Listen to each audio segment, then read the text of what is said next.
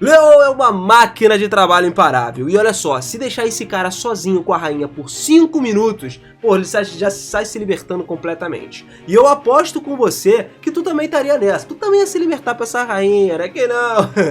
Ele chega ao ponto, inclusive, de sempre que possível se declarar lá no ouvido dela, falar. E cara, ele não esquece, até porque a rainha mostra vários gestos bonitinhos pra ele e tal, pô, e assim, ele vê ela como uma mulher mesmo, querendo que ela se torne a sua noiva. Acho que a rainha é a que mais combina com ele dentre todas as garotas, né, no final das contas. Tu também concorda, né? Até porque ela mesma nem para isso, tá? Ela deixa rolar. Toda vez que a rainha escuta o Leon falar essas coisas todas aí, ela fica toda felizona, lembra de ser realmente amada por alguém, né? Ela chega até que tem que acalmar os ânimos pra não interferir nas suas decisões aí sobre o Leon. Então hoje a gente tá aqui pra dar uma olhada na segunda declaração do Leon pra rainha Mylene, cara. Será que dessa vez vai? Dessa vez ela vai aceitar, mano? Eu vou te contar tudo isso agora.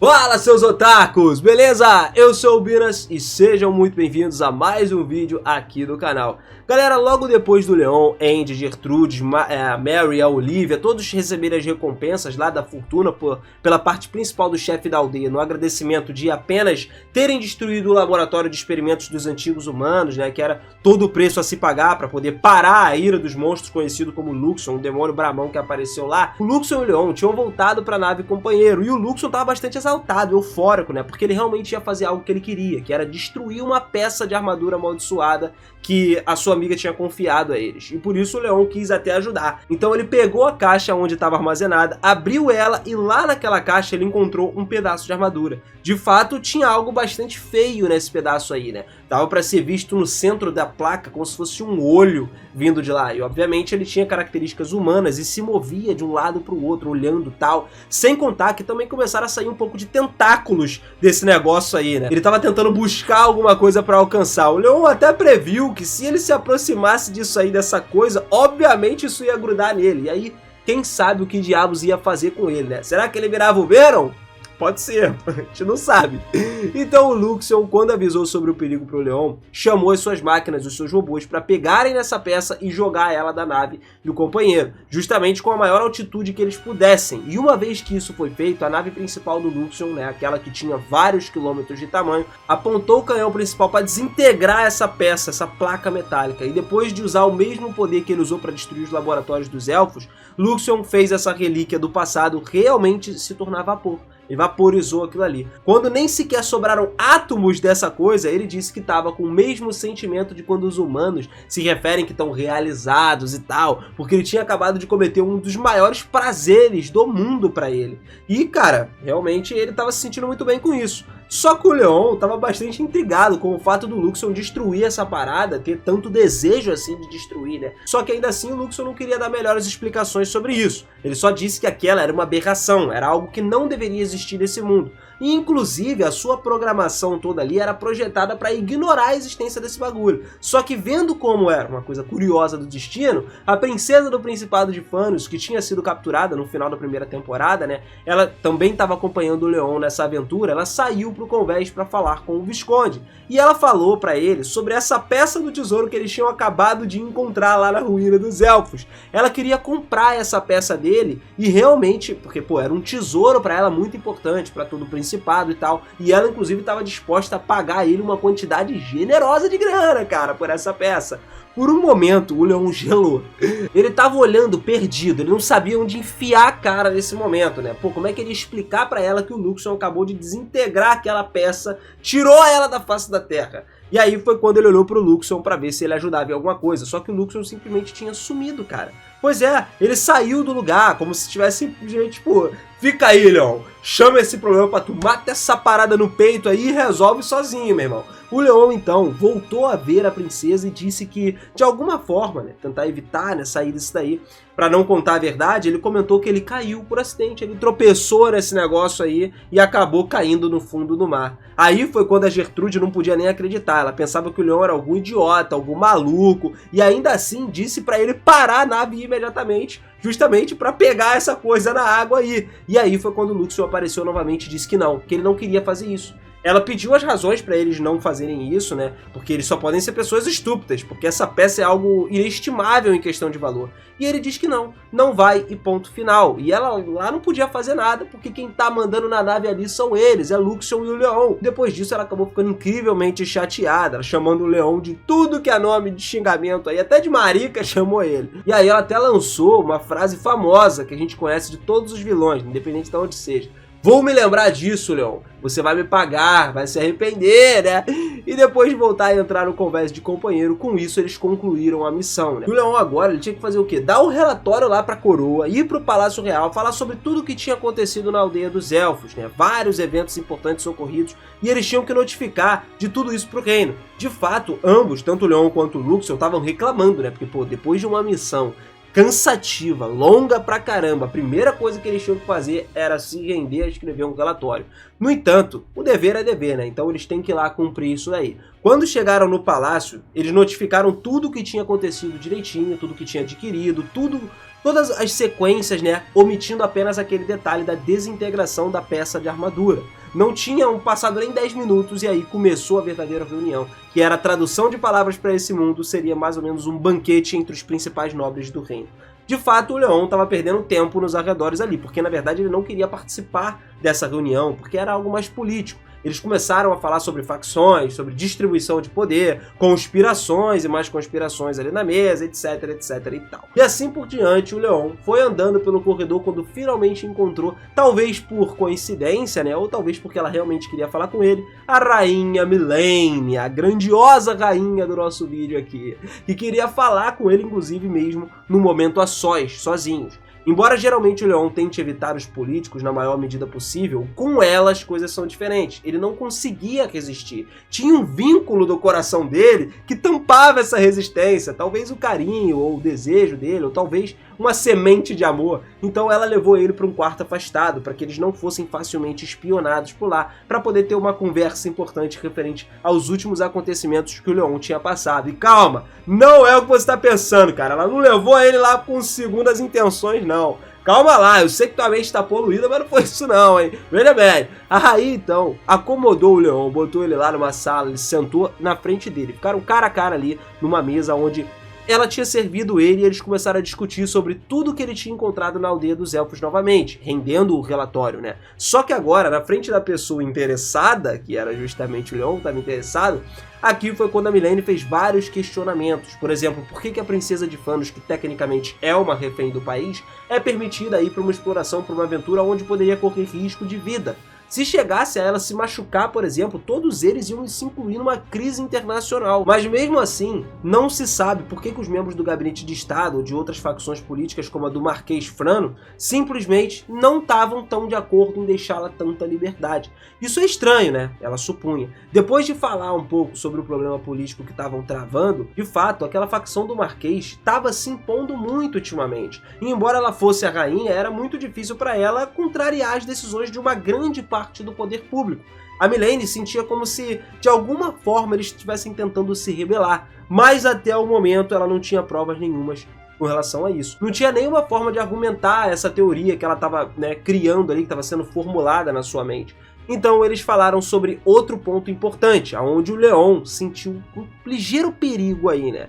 Esse ponto era falando justamente da Santa Mary. Pois é, ela disse que a família dessa mulher era realmente uma família problemática, a ponto de que ela considerava como uma melhor opção excomungá-los do país, literalmente banir eles de lá. Só que, novamente aparecendo aqui o nome do Marquês, o Marquês se opunha fervorosamente a isso, essa decisão, como se ele se convencesse de que esse tipo de pessoa existisse ao seu favor, né, que ajudasse ele de alguma forma. E eu não duvido não, né, por causa das falcatruas por trás de tudo. O que acontece é que a família da Mary, aqueles que se aproveitavam da condição da sua filha de ser uma santa, eles usaram esse tipo de título dela para pagar as dívidas que ela tinha adquirido anteriormente. E não só isso, eles também pediam dinheiro em cima de dinheiro para encher os seus cofres e cumprir a sua ganância. O que a Mylene começou a se preocupar, começou a falar com a igreja sobre a possibilidade de eles pagarem a dívida da sua família. Isso era bastante preocupante, era realmente algo difícil, justamente porque pro próximo trimestre eles tinham orçamento de muitas coisas para pagar: exército, segurança nacional, pesquisa e desenvolvimento, tinha muita coisa entre muitos outros tópicos aí, né? E saldar as dívidas cortaria bastante do orçamento nacional. Só que o Leon aí começou a ficar assustado, porque, mano, de quanto seria o valor que a gente tá falando aqui? Quanto dinheiro esses homens tinham que levar em nome da sua filha para chegar a ser grande o suficiente, né, a quantia, para simbolizar uma fração do orçamento do país? Jesus amado, filho, deve ter um negócio, os caras, pô, estão querendo saber não, mano, estão extorquindo 1/3 do que o país tem. Mas nessa conversa, a rainha também falou com ele, com o rosto bastante preocupado, porque tinha uma cara como se isso não fosse da sua responsabilidade. E olha, de fato, estavam saindo algumas objeções do tribunal, mencionando que a principal responsável por isso tudo era o atual líder da Guarda da Santa. Ou seja, em outras palavras, o culpado era o Leon. O Leon, por um momento, disse: cara, por que eu sou culpado? Não tem nada a ver com isso, mano. E é real. Ele tá sendo metido no meio de uma parada da qual ele não tem nada a ver, porque ele simplesmente era um guardião da Mary. E ainda contra sua própria vontade, porque ela foi quem escolheu ele como guardião, pediu, né? Mais ordenou do que pediu para que ele fosse guardião. Agora, eles querem jogar a sua dívida para ele. Aí foi quando a rainha concordou com o Leon, que literalmente ele não tem nenhum pingo de relação com esse assunto. Mas isso realmente não importava a ninguém. A única coisa que eles estavam procurando agora no momento era o culpado por isso. E o Leon era o que estava mais próximo. E mais ainda, tem muitas pessoas na corte que odeiam o Leon o suficiente. Inveja pela sua rápida ascensão, né, em tempo recorde. Ele, em menos de um ano, ganhou 3 promoções diferentes, passou lá pelo baronato completo e agora se tornou um visconde. Por isso ele despertou o ódio de muitas pessoas. Não só o Leon era uma pessoa que estava sendo discriminada, mas também todas as outras casas que tinham o apoio e a promoção de ascender ele, todos os homens, todos os condes e todos aqueles que tinham falado bem dele em oportunidades anteriores, entre eles inclusive a rainha, estavam atrás dele. E o Leon ficou parado por um segundo. Na verdade, ele nunca gostou de ser considerado como algo ruim, né? Algo sem valor. Ele queria realmente ter valor. E agora ele tinha descoberto algo muito importante. Havia pessoas por trás que de fato eram homens, e até mesmo a rainha, que ainda assim confiavam nele. Ele pediu algumas explicações do porquê, e ela mostrou a ele um sorriso bonito, um sorriso dizendo que tinha que recompensar ele por todas as ações que ele tinha feito a todos no país. Claro que seria tudo que tivesse ao seu alcance, ao alcance dela, para poder recompensar esse grande esforço dele. A rainha, então, colocou a mão no peito e revelou um enorme sorriso que derreteu o coração do Leon nessa hora. Aí foi quando ele não foi capaz de resistir mais, cara. E o seu coração começou a bater a 1000 por hora. E depois de especificar aquele quadro tão bonito de uma mulher no meio dos seus 30 anos, uma beleza, uma beldade, né? Porque, querendo ou não, ela nem parece que tem 30 anos. Então, sem se conter, ele se aproximou dela, pegou nas suas mãos e sussurrou no seu ouvido: que eu te desejo, eu quero você, rapaz. Aí ele queria a rainha de tudo. Quero que você seja a minha. A rainha ficou tão vermelha, tava literalmente igualzinho uma beterraba, sacou? Se não tivesse mais vermelha que sangue. Então, e nessa hora a gente vê que ela não se ofendeu, tá? Isso, na verdade, é que ela estava surpreendentemente envergonhada. Ela começou a dizer ao Leon que eles não podiam fazer isso, justo porque eles tinham uma grande diferença de idade. Ela tinha idade para ser a mãe dele, né? Fora que também é a rainha, e o Leon é um visconde. Eles não podem fazer isso porque ela já é casada. Embora esse casamento que ela tem, a gente também já tenha comentado aqui em outros vídeos, que não é um casamento na qual role muito amor entre o rei, rainha e tal. E o Leon trazia isso para ela às vezes, né? Ela também tinha filhos. Imagina a cara do Julius em saber que o Leon tava saindo com a mãe dele, cara. Essa expressão tão bela dela, envergonhada, só alimentava cada vez mais a libido do Leon. A ponto dele mesmo responder que nada disso importava pra ele. Tipo, não tenho ciúmes, cara, pode vir. Porque ele desejava realmente estar com ela. Então, finalmente, a rainha, depois de tudo, não foi capaz de suportar ele e acabou tendo que cortar essa conversa de repente. Ela disse a ele que, de qualquer maneira, eles tinham algumas outras coisas mais importantes para resolver, para falar, porque tinha algo que estava fazendo falta para ela sobre a princesa Gertrude. Aparentemente, ela já estava mantendo relações bastante próximas com o marquês da facção política rival, que estava levantando ainda mais suspeitas. A partir daí, a conversa continuou com esse aspecto mais político, né? Até o Leon parou um pouco. Paralelamente, estava sendo narrado alguns eventos da mesma princesa falando com esse marquês dentro da tesouraria do rei. E tinha um conluio entre os dois ali, né? Eles estavam meio que juntos. E essa relação permitia a eles compartilhar informações sobre o reino, para saber qual era o melhor momento para atacar, aonde atacar eles exatamente. Só que nessa reunião consagrou-se um pequeno acordo. Para poder resolver isso aí, o marquês até ofereceu para ela alguns tesouros em gestos de boa fé.